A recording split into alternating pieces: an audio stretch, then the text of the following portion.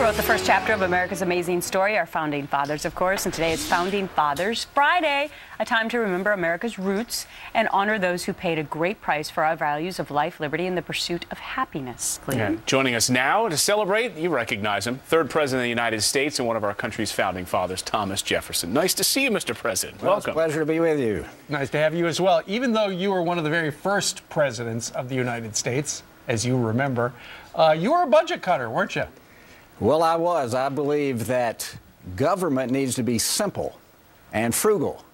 And when I became president in 1801, I inherited a debt of $83 million. When I left the presidency 8 years later, I'd reduced that $33 million. That's right. And during that time, I purchased the Louisiana Territory and fought a war, the Barbary Powers War, actually the first war against what you would call Muslim terrorists. What would you make of the debt we have amassed today?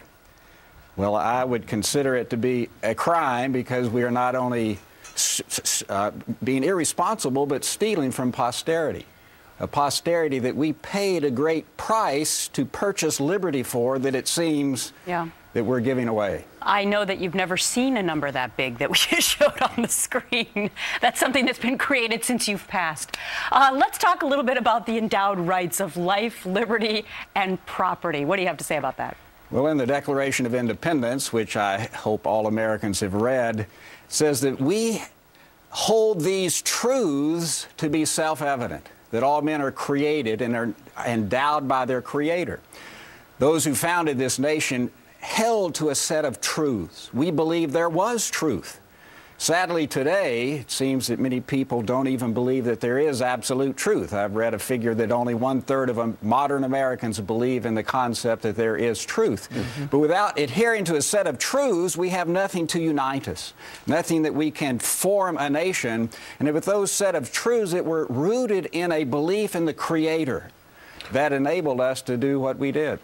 One thing about Thomas Jefferson, he was for simple government. He wanted the government out of our lives, maybe more so than any president in early American history. When you look at maybe the modern American Tea Party, you look at these movements in the country to try to simplify government. What do you think? Does it harken back to your time?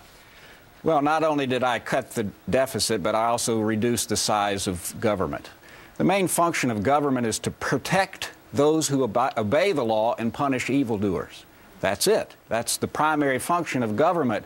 So if government begins to plunder the property of the citizens instead of protect them, it's not fulfilling its mission, why it was created, and we need to kick those leaders out and change them. Well, on this Founding Fathers Friday, we thank you, Thomas Jefferson, also known as Stephen McDowell, co-founder of the Providence Foundation and president of its Biblical Worldview University, actually lives in Thomas Jefferson's hometown right now. Sir, thank you very much. Pleasure to be with you. All right. Thank you, sir.